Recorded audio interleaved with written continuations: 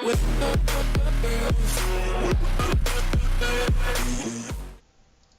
is J2O aka Kinetic back with Season 8 Grand Arena Match 2. And you see the comparison here for my opponent.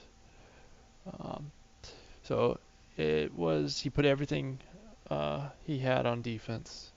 He does have a few offensive teams remaining, so we'll see what he can do, but he put his best on D. Which is good. It gives me kind of the test. His mods are definitely behind, and he's behind the meta. He does have some depth that he can work with, but because the mods are so bad, I don't know that it matters. So I deemed this team to be his most challenging team, and so I did take my Jedi Revan into it.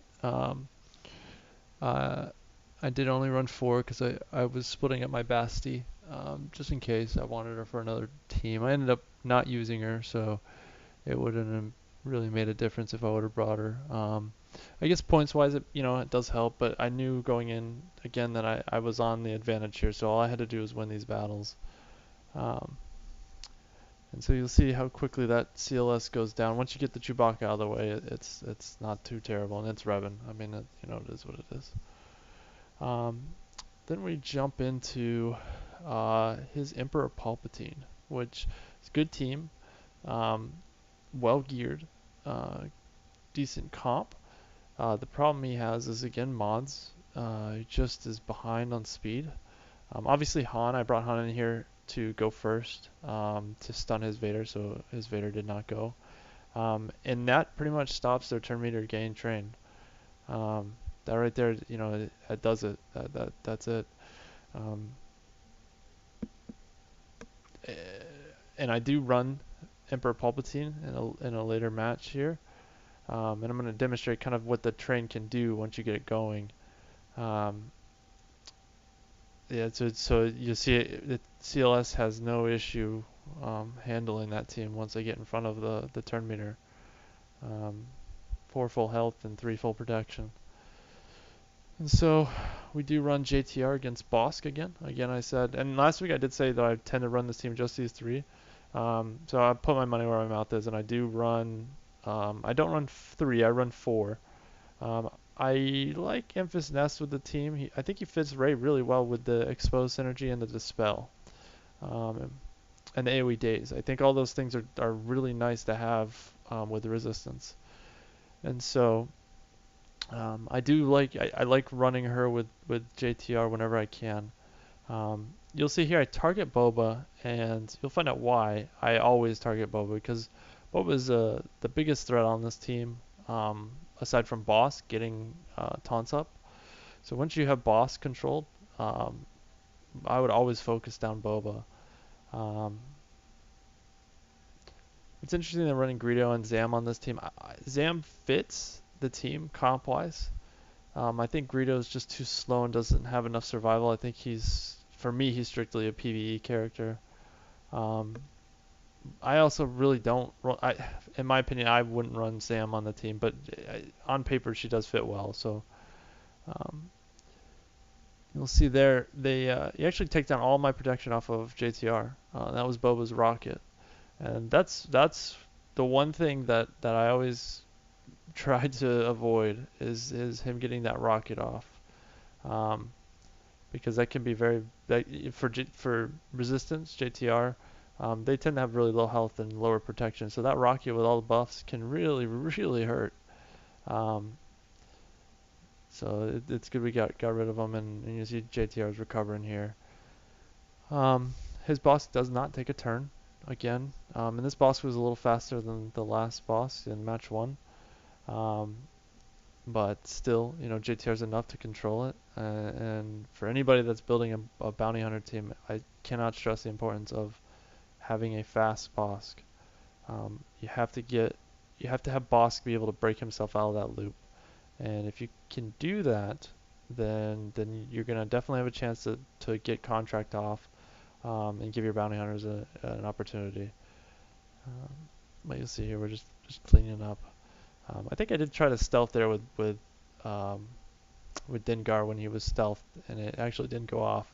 And I probably should have realized that at the time. I think I was just trying to put the pressure on Nest, but I didn't really think about that. So uh, going into our next match here, we have, what do we run here? We're going JTR, I think. So I'm going to run Treya on JTR. I do run a full squad here. I don't know. I might have been able to run the Triumvirate, but again, I'm still learning this team. I really don't. It's definitely a control team. It's not like a burst explosion like CLS kind of team. So I'm still learning, how to keep them alive and win matches. Um, I just don't have a lot of reps, and that's something that I'm very conservative, so I don't want to just take it in and be like, oh yeah, no problem, I'm gonna blow things up. Um, because I don't know. I don't have a lot of reps in this team. Like here, I'm trying to decide what move to use. I'm not sure that I should have done. I think I probably should have put that on R2, isolate, just so the smoke screen can't get off. Um, ultimately, it doesn't make a difference, but like in a closer match, like that could make a difference. So like I said, I'm still trying to learn this team and understand what their capability is. I'm pretty sure I'm going to lose Emo Basti here to Darth Revan when that comes finally. But I do notice that they do target her a lot. The AI loves targeting her, I'm assuming because of her low health, low protection. Um, and so I would try to find some way to protect her better if I could. But we'll see, because like I said, I'm going to transition her off of this team into my Darth Revan team. And I'm not sure who's going to fill that 5th spot on this team. The Triumvirate by themselves is really good, just like CLS with Han and Chewie. And I kind of like to rotate, like Thrawn can kind of fall on any of those teams. I'll run Thrawn with JTR, I'll run Thrawn with CLS. It just depends on the matchup. Um, can run Nest with these guys for the days. That's generally really good too. There's a lot of options, like I'm gonna lose Sith Trooper. I'm gonna run Sith Trooper, I think, with Darth Revan too. And so that's gonna kind of open some doors up, I think, for me to level some other Sith to fill those gaps as needed. Here I'm running Emperor Palpatine, and I wanted to demonstrate the turn meter train that his Zeta on his leadership will give. I did not show him in the last match I had. I'm running Sith Trooper as a 5th, but I really probably didn't need a 5th. I didn't think I did, but I like him as a pre-taunt in case there's somebody faster on the other team. And you'll see here, every time a buff gets dispelled, like when Vader threw his saber, it dispelled all those buffs and gave everybody turn meter. After he dies, everybody got turn meter for all the buffs that disappeared. After he dies, turn meter. So it just...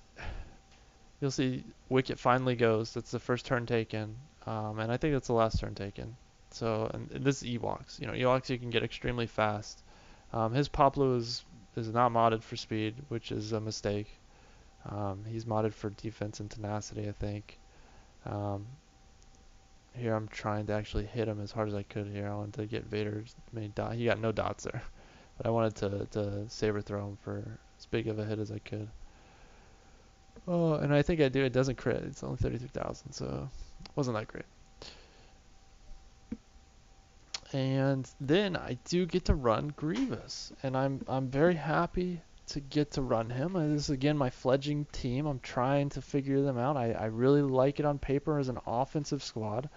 I think the AI is too stupid to deal with it, and the damage they can do and the dispelling, and they give you a lot of potential here. You'll see, I don't know that I like Magna Guard though. I have a Gear 8 Magna Guard, so it's a little risky, obviously, with this team. I've been trying to get everybody to Gear 10. B2 is almost there. Droideka is there. Grievous is there. B1's there, so it's Magna Guard next. But I don't know that I like him. I'd almost rather them go after Grievous and let Grievous put mark on Droideka. I'd much rather have that occur, especially with the immunity that's on Droideka right now. So I think Magna Guard just kind of messes that up. He doesn't allow that to occur. Um, he's relatively tanky, and the dispels are nice. And you'll see B1 goes enough here to keep returning him protection. Um, so I get him geared up, and it'll be a really good, solid offensive team. I think I'll be able to use it on a lot of different comps. Um, like you'll see here, they really don't even pressure me at all. And this is a 61k GP team versus an 85k. Now, granted, they have no teeth. Um, but still, you would think that um, that kind of synergy, would be able to at least put up a decent fight. But they don't even really pressure Magna Guard. I don't know. I'm enjoying it. I like it. I look forward to working on it. It's on the back burner right now due to Darth Revan and Old Republic. I really like Old Republic too. I like their potential damage. I think they could be a good offensive or defensive team. And I'm not sure what I've decided yet on what to do with them, but this one is definitely an offensive team I'm gonna build up and keep in my pocket for Territory Wars and Grand Arena. And we go into ships here, and I'm just going to kind of let it go because there's really nothing. I do want to talk about Grand Arena in general and how, my matchup on this guy was pretty overwhelming, and it was the same way on the last guy. And there's not much. Like for me, I do enjoy competition, and I would like to play better players. But I also would like better loot for having to play better players more consistently because, for example, this guy may not have the meta teams, but he did have a lot of bench depth. Like, I'm interested to see what he can do in offense. I think he can probably clear my bottom two teams at least, even though his mods are poor. When you're an offensive player, it's a lot easier to deal with low speed. Um, so, yeah, if I'm going to continue winning in the lower ranks, I wouldn't mind moving up, but I would also like a bigger reward, for beating these players and having to go on to the next rank kind of thing. To me, that makes sense.